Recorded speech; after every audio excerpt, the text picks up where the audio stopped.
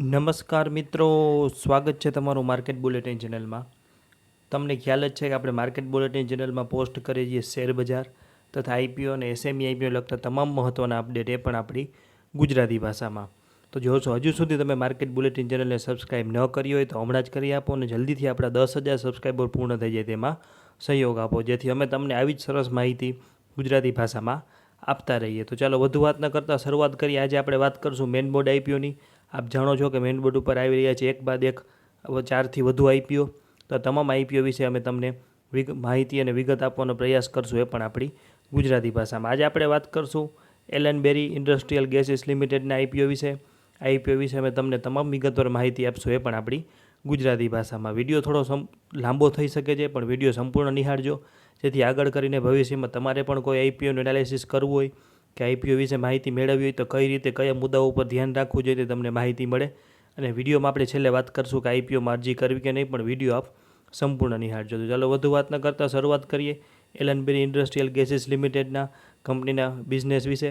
તો કંપની એક ભારતની એક અગ્રણી ઔદ્યોગિક અને તબીબી ગેસ ઉત્પાદક અને સપ્લાયર કંપની છે, જે 1973માં સ્થપાયેલી આ કંપનીનું મુખ્ય મથક કોલકાતામાં છે. એટલે કંપની ઇન્ડસ્ટ્રીયલ ગેસ અને ઔદ્યોગિક ગેસ તથા તબીબી ગેસનું ઉત્પાદન અને સપ્લાય કરે છે. Company oxygen, nitrogen, argon, carbon dioxide, acetylene અને અન્ય ખાસ ગેસ મિશ્રણો જેવા વિવિધ ગેસનું ઉત્પાદન અને સપ્લાય કરે છે. આ ગેસનો ઉપયોગ સ્ટીલ, ફાર્માસ્યુટિકલ્સ, હોસ્પિટલો, રેલવે, સંરક્ષણ અને એન્જિનિયરિંગ જેવા અનેક ઉદ્યોગોમાં થાય છે. એલન બેરી પ્રોજેક્ટ એન્જિનિયરિંગ સેવાઓ પણ પૂરી પાડે છે. તબીબી ગેસ પાઇપલાઇન સિસ્ટમ અને તબીબી સાધનોની સપ્લાય પણ પૂરી પાડે છે. તેઓ બલ્ક ગ્રાહકોને પ્રવાહી ગેસ ટેન્કરો દ્વારા, જ્યારે નાના ગ્રાહકોને સિલિન્ડરોમાં ગેસ પૂરો પાડે છે. કંપની 50 વર્ષથી વધુનો અનુભવ ધરાવતી આ કંપની પશ્ચિમ બંગાળ, આંધ્રપ્રદેશ, તેલંગાણા અને છત્તીસગઢમાં 8 સુવિધાઓ ધરાવે છે. આગળ વાત કરીએ કંપનીના થોડા રેવન્યુના વિભાજનની.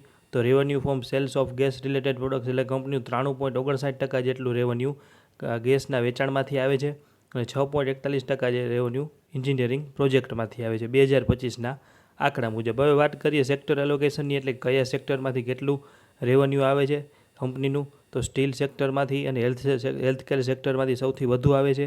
ત્યારબાદ એન્જિનિયરિંગ અને ઇન્ફ્રાસ્ટ્રક્ચર, ફાર્માસ્યુટિકલ્સ, ડીલર અને રિટેલ નેટવર્ક અને ડિફેન્સમાંથી નહીવત જેવું રેવન્યુ આવે છે. આગળ વાત કરીએ કંપનીના ગ્રાહકોની. તો 10 વર્ષથી વધુ જોડાયેલા ગ્રાહકો છે 39%. ત્યારબાદ છે કે more than 5 years but less than 10 years, એટલે કે 5 વર્ષથી વધુ જોડાયેલા 5 વર્ષથી વધુ સમયથી જોડાયેલા 16% ગ્રાહકો છે. અને 5 વર્ષની આસપાસના 44.80% જેટલા ગ્રાહકો કંપની સાથે જોડાયેલા છે. વાત કરીએ રેવન્યુની સરકારી અને ખાનગીમાંથી. તો રેવન્યુ ફ્રોમ ગવર્મેન્ટ કસ્ટમર્સ, એટલે કે સરકારી ગ્રાહકો તરફથી 27.33% જેટલું રેવન્યુ 2025ના આંકડા મુજબ. અને revenue from non government customer, એટલે કે બિનસરકારી ગ્રાહકો તરફથી 72.67% જેટલું રેવન્યુ કંપનીનું આવે છે. અને કંપનીના ગ્રાહકોમાં અનેક નામાંકિત નામો છે, જેવા કે doctor Reddy's lab, વાઇઝાક steel, GMM ફોડલર તથા જેકે પેપર જેવા અનેક નામાંકિત ગ્રાહકો એ કંપનીના ક્લાયન્ટ છે. હવે વાત કરીએ આપણે સૌથી મહત્ત્વની આઈપીઓના ટાઈમ ટેબલની. તો આઈપીઓ 24 જૂનના રોજ શરૂ થશે અને 26 જૂનના રોજ પૂર્ણ થશે. શેરની ફેસ વેલ્યુ છે ₹2 પ્રતિ શેર અને ભાવ છે 380થી ₹400 પ્રતિ શેર. લોટ સાઇઝ છે 37 શેરની અને આ ઇસ્યુ એ ફ્રેશ ઇસ્યુ અને ઓએફએસ બંને છે. કુલ આઈપીઓની સાઇઝ છે 852.53 કરોડ, જેમાં ફ્રેશ ઇસ્યુ છે 400 કરોડનો અને ઓએફએસ છે 452 કરોડનો. વાત કરીએ અનામતની, તો ક્યુઆઈબી માટે 50%, રિટેલર માટે 35% અને એનઆઈઆઈ માટે 15% જેટલું અનામત રાખેલું છે. ટૂંકમાં વાત કરી દઈએ અરજીની. તો રિટેલર કોટામાં અરજી કરવા માટે મિનિમમ 37 શેરની અરજી કરવી ફરજિયાત છે, જેની રકમ થશે 14,800.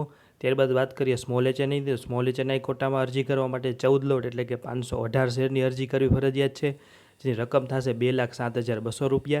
અને બિગ એચએનઆઈ કોટામાં અરજી કરવા માટે 68 લોટની અરજી કરવી ફરજિયાત છે, જેમાં શેર મળશે 2,516 અને તેની રકમ થશે ₹10,06,400. તો આ વાત કરીએ આપણે આઈપીઓના ટાઈમ ટેબલની. હવે વાત કરીએ આપણે કંપનીના પરિણામની. આપ જે સ્ક્રીન ઉપર આંકડા જોઈ રહ્યા છો તે છે 31 માર્ચ 2023, 24 અને 25ના આંકડાઓ. શરૂઆત કરીએ રેવન્યુથી. તો 31 માર્ચ 2023ના રોજ રેવન્યુ હતું 223.71 કરોડ, ત્યારે કંપનીનો નફો હતો 28 કરોડ. ત્યારે 31 માર્ચ 2024માં કંપનીનું રેવન્યુ થયું 290 કરોડ, ત્યારે કંપનીનો નફો થયો 45 કરોડ રૂપિયા. અને ત્યારબાદ 31 માર્ચ 2025ના આંકડા મુજબ 348 કરોડના રેવન્યુ સામે કંપનીએ 83 કરોડનો ચોખ્ખો નફો કર્યો છે. તો આપણે વાત કરીએ 2024થી 2025ના નફામાં આવેલા વધારાના કારણોની. તો નાણાકીય વર્ષ 2025માં નફામાં 83% જેટલો નોંધપાત્ર વધારો આવ્યો છે, જેના અનેક મુખ્ય કારણો છે, જેમાં પ્રથમ છે કે આવકમાં નોંધપાત્ર વૃદ્ધિ. કુલ આવક 20%થી વધીને 348 કરોડ થઈ. ખાસ કરીને વેચાણ અને સેવાઓમાંથી ઓપરેશનલ આવક 15.96% વધીને 312 કરોડ થઈ અને નાણાકીય રોકાણો પરના વ્યાજના કારણે અને અન્ય આવક 73% વધીને 35.95 કરોડ થઈ. ત્યારબાદ બીજું મુખ્ય કારણ છે કે ખર્ચનું પ્રમાણમાં ધીમો વધારો થયો. કુલ ખર્ચ માત્ર 6.74% વધ્યો. અમુક ખર્ચાઓ જેમ કે વપરાયેલી સામગ્રી અને સ્ટોક ઇન ટ્રેડની ખરીદીમાં ઘટાડો નોંધાયો, જેણે નફાકારકતા જાળવી રાખવામાં મદદ કરી. અને આમ આવકમાં થયેલી મજબૂત વૃદ્ધિ ખાસ કરીને ઓપરેશનલ અને અન્ય આવકમાં ખર્ચમાં થયેલા પ્રમાણમાં ઓછા વધારા સાથે નફામાં મોટો ઉછાળો એ મુખ્યત્વે જવાબદાર છે. તો આ વાત કરીએ આપણે પરિણામની. હવે વાત કરશું ઓબ્જેક્ટ્સ ઓફ ધ ઇસ્યુ એટલે કે આઈપીઓ લાવવાના મુખ્ય કારણોની. તો આપણે જેમ આગળ વાત કરી કે કુલ આઈપીઓની સાઇઝ છે 852 કરોડ, જેમાં ફ્રેશ ઇસ્યુ છે 400 કરોડનો અને ઓએફએસ છે 452 કરોડનો. તો આ 400 કરોડ રૂપિયા જે ફ્રેશ ઇસ્યુના છે તેનો કઈ રીતે ઉપયોગ થશે તેની વાત કરીએ. જે કંપનીમાં આપેલી આરએચપીમાં આપેલી માહિતી મુજબ તો ચોક્કસ લોનની ચૂકવણી કે પૂર્વ ચૂકવણી માટે કંપની તેની કેટલીક બાકી લોન લગભગ 210 કરોડ રૂપિયાની સંપૂર્ણ અથવા આંશિક ચૂકવણી કરવા માગે છે. એનાથી કંપની પરનું દેવું ઘટશે અને નાણાકીય બોજ ઓછો થશે. એટલે કે 400 કરોડમાંથી 210 કરોડ રૂપિયા લોનની ચૂકવણી માટે. ત્યારબાદ બીજું કારણ છે કે ઉલુબેરિયા ખાતે નવા એર સેપરેશન યુનિટની સ્થાપના કરવા માટે. આ પ્લાન્ટમાં 220 ટીપીડી એટલે કે ટન પ્રતિ દિવસની ક્ષમતા ધરાવતો નવો એર સેપરેશન યુનિટ સ્થાપિત કરવા માટે 104.50 કરોડનો ઉપયોગ કરશે. આનાથી કંપનીની ઉત્પાદન ક્ષમતા વધશે અને ભવિષ્યની માંગને પહોંચી વળવામાં મદદ મળશે. અને એક બીજું છે કે સામાન્ય કોર્પોરેટ હેતુઓ. તો ઉપરના હેતુઓ સિવાય બાકીના ભંડોળનો ઉપયોગ કંપનીના સામાન્ય કોર્પોરેટ હેતુઓ માટે કરવામાં આવશે.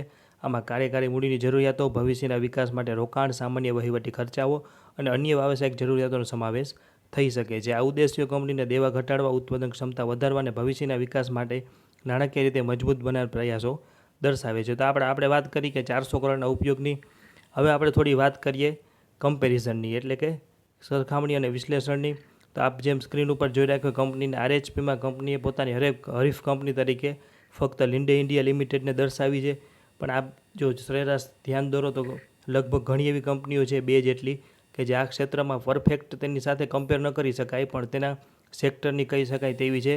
તે છે રેફેક્સ ઇન્ડસ્ટ્રી અને સ્ટેલોન ઇન્ડિયા ફ્લોરોકેમિકલ્સ. અને ત્રીજી છે કે લિન્ડે ઇન્ડિયા જે કંપનીએ દર્શાવેલી છે. વાત કરીએ સરખામણી અને વિશ્લેષણની તો કંપનીએ લિન્ડે ઇન્ડિયા સાથે સરખામણી કરી છે. એલએનબેરીનો પી રેશિયો લિન્ડે ઇન્ડિયા જે બજાર અગ્રણી છે કરતાં નોંધપાત્ર રીતે નીચો છે. પણ આ સૂચવે છે કે એલએનબેરીનો જેટલું પ્રીમિયમ ધરાવતી નથી, તેથી બજાર સ્થિતિ અને કદના કારણે સ્વાભાવિક છે. લિન્ડે ઇન્ડિયાનો આ ક્ષેત્રમાં બહુ મોટો હિસ્સો છે અને બજારમાં તેમની સારી પકડ છે. રેફેક્સ અને સ્ટેલોન ઇન્ડિયા સાથે સરખામણી તો એલએનબેરીનો પી રેશિયો રેફેક્સ અને સ્ટેલોન ઇન્ડિયા જેવા નાના અથવા મધ્યમ કદના ખેલાડીઓ કરતાં ઊંચો છે. આ દર્શાવે છે કે એલએનબેરીનું મૂલ્યાંકન તેના નાના સમકક્ષોની તુલનામાં થોડુંક વધુ આક્રમક છે. એલએનબેરી ઇન્ડસ્ટ્રીયલ ગેસીસ લિમિટેડનું પી મૂલ્યાંકન તેના મુખ્ય બજાર અગ્રણી લિન્ડે કરતાં નીચું છે, જે વ્યાજબી લાગે છે. જોકે તેના નાના સમકક્ષોની તુલનામાં તે ઊંચું છે. રોકાણકારોએ કંપનીની વૃદ્ધિ સંભાવના, મજબૂત નાણાકીય પ્રદર્શન અને બજારમાં તેની વિશિષ્ટ પરિસ્થિતિને ધ્યાનમાં રાખીને મૂલ્યાંકનનું વિશ્લેષણ કરવું જોઈએ. નફામાં તાજેતરનો 84%નો ઉછાળો ભવિષ્યની કમાણીની વૃદ્ધિને સમર્થન આપે છે, જે ઊંચા પીને ન્યાયી ઠેરવી શકે. જોકે રોકાણકારોના મૂલ્યાંકન થોડું મોંઘું લાગી શકે છે. વાત કરીએ લિસ્ટેડ સમકક્ષ પિયરની તો લિન્ડે ઇન્ડિયાનો પી રેશિયો છે 140, પણ તે બજારમાં તેની સારી એવી પકડ છે અને બજારમાં સૌથી મોટો હિસ્સો લિન્ડે ઇન્ડિયા ધરાવે છે. રેફેક્સ ઇન્ડિયાનો પી રેશિયો છે 32 થી 36 અને સ્ટેલોન ઇન્ડિયાનો ફ્લોરોકેમિકલ્સનો પી રેશિયો છે 36. અને આપણે એલએનબેરી ઇન્ડસ્ટ્રીયલ જે આઈપીઓ આવી રહ્યો છે તે કંપનીનો પી રેશિયો 63 થી 67 આસપાસની રેન્જમાં અંદાજિત છે. તો વાત કરીએ આપણે થોડી કમ્પેરિઝનની. હવે તમને સરસ માહિતી આપીએ. આ માહિતી આરએચપીમાં જ આપેલી છે કે કંપની આઈપીઓ પહેલાં પણ પ્રી આઈપીઓ તરીકે 2 મોટા રોકાણકારો એટલે એક છે કે શ્રી મુકુલ અગ્રવાલ સાહેબ અને બીજા છે પ્રશાંત ખેમકા, જે કે અશોકા ઇન્ડિયા ઇક્વિટી ફંડના ચેરમેન છે કે કામ કરતા વ્યક્તિ છે, તેનું ફંડ મેનેજમેન્ટ કરતા વ્યક્તિ છે પ્રશાંત ખેમકા સાહેબ. વાત કરીએ તો કંપનીએ મુકુલ મહાવીર અગ્રવાલ સાહેબને 30 જાન્યુઆરી 2025 રોજ 427 રૂપિયાના ભાવે 5,84,536 શેર આપ્યા હતા. ત્યારબાદ અશોકા ઇન્ડિયા ઇક્વિટી ઇન્વેસ્ટમેન્ટને કંપનીએ 14,26,266 શેર 427 રૂપિયાના ભાવે આપેલા છે અને હાલમાં આઈપીઓ આવી રહ્યો છે 400 રૂપિયાના ભાવે.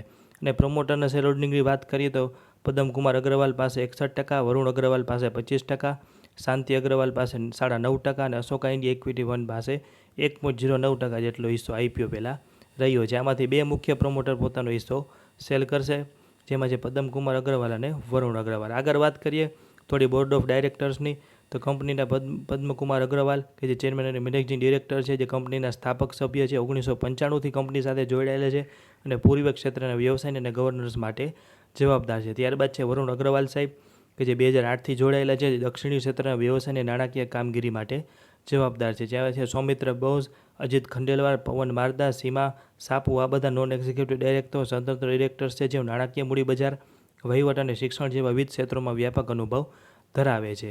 હવે વાત કરીએ સૌથી મહત્ત્વની કંપનીના 5 મજબૂત અને 5 નબળા મુદ્દાની. તો શરૂઆત કરશું મજબૂત મુદ્દાથી. તો પ્રથમ મજબૂત મુદ્દો છે કે મજબૂત બજારમાં સ્થાન. પૂર્વ અને દક્ષિણ ભારતમાં અગ્રણી કંપની છે અને 50 વર્ષથી વધુનો અનુભવ ધરાવે છે. ત્યારબાદ કંપની વિવિધ ઉત્પાદનો અને ઉદ્યોગો સાથે સંકળાયેલ છે.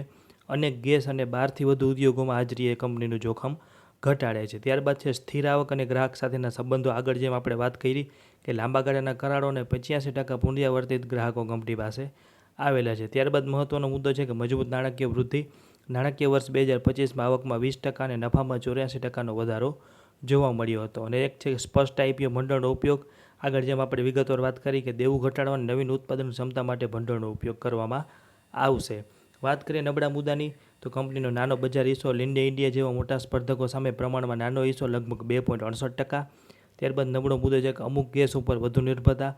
87%થી વધુ આવક ઓક્સિજન અને નાઇટ્રોજન ઉપર આધારિત છે. ત્યારબાદ છે કે મોટાભાગની સુવિધાઓ પશ્ચિમ બંગાળ અને આવક સાયકલિક ઉદ્યોગ સાથે જોડાયેલી છે. ત્યારબાદ છે થોડોક પી રેશિયોનો મુદ્દો છે, આગળ આપણે ચર્ચા કરી. અને ત્રીજું છે કે ઓએફએસનો મોટો હિસ્સો. આઈપીઓ ભંડોળનો સૌથી મોટો ભાગ 50%થી વધુ પ્રમોટરને જાય છે, જે કંપનીને ઓછો લાભ મળશે. હવે વાત કરીએ તો આઈપીઓમાં અમે અંગત રીતે શું કરશું, તો કંપનીના લાંબા ગાળાના પાયા જેવા કે મજબૂત બજાર સ્થાન, વિવિધતા, ગ્રાહક સંબંધો સારા છે. તેથી જો કોઈ રોકાણકારો લાંબા ગાળા માટે રોકાણ કરવા ઈચ્છતા હોય અને ઊંચા મૂલ્યાંકન ઉપર જોખમ લેવા માટે તૈયાર હોય તો તેઓ વિચારી શકે. પરંતુ માત્ર લિસ્ટિંગ ગેઇન માટે આઈપીઓમાં અરજી કરવાનું ટાળવું વધુ સુરક્ષિત વિકલ્પ જણાય છે. અમે આઈપીઓને સ્કીપ કરવાના છીએ. ત્યારબાદ તમામ મિત્રો એક ખાસ નોંધ લેવી કે સ્ટોક માર્કેટમાં રોકાણ જોખમને આધીન છે. આ કોઈ ખરીદ વેચાણની સલાહ નથી કે ટ્રેડિંગ ટિપ્સ નથી. આ વિડીયોમાં આપેલી માહિતી આરએચપી ઉપરથી લીધેલી છે અને આ વિડીયો બનાવવા પાછળ અમારો કોઈ અંગત ફાયદો નથી. કોઈપણ પ્રકારનું રોકાણ કરતાં પહેલાં કે આઈપીઓમાં એપ્લાય કરતાં પહેલાં આપણા નાણાકીય સલાહકારની સલાહ લેવી જરૂરી છે. કોઈપણ પ્રકારના નફા કે નુકસાન માટે અમે જવાબદાર નથી. તો આ વાત કરીએ આપણે એલએનબી ઇન્ડસ્ટ્રીયલ ગેસીસ લિમિટેડના આઈપીઓ વિશે. તમને સરસ તમામ માહિતી આપી, એ પણ આપણી ગુજરાતી ભાષામાં. તો આપણા મિત્રો સાથે પણ આ વિડીયોની લિંક શેર કરજો અને તેમને પણ કહેજો કે માર્કેટ બુલેટિન ચેનલને સબસ્ક્રાઈબ કરે. આપણે ટૂંક સમયમાં તમામ આઈપીઓની મહત્ત્વની માહિતી આપશું અને કમ્પેરિઝનનો વિડીયો પણ બનાવશું કે કઈ આઈપીઓમાં અરજી કરવી કે કયા આઈપીઓને સ્કીપ કરવો. તો આપ જે પણ આઈપીઓની મહત્ત્વની માહિતી કે મુદ્દાઓ વિશે જાણવા માગતો હો તે આપ કોમેન્ટમાં જણાવી શકો છો. અને આગળ આવા જ મહત્ત્વના અપડેટ એ પણ આપણી ગુજરાતી ભાષામાં મેળવવા માટે માર્કેટ બુલેટિન ચેનલ હમણાં જ લાઇક, શેર અને સબસ્ક્રાઈબ કરો.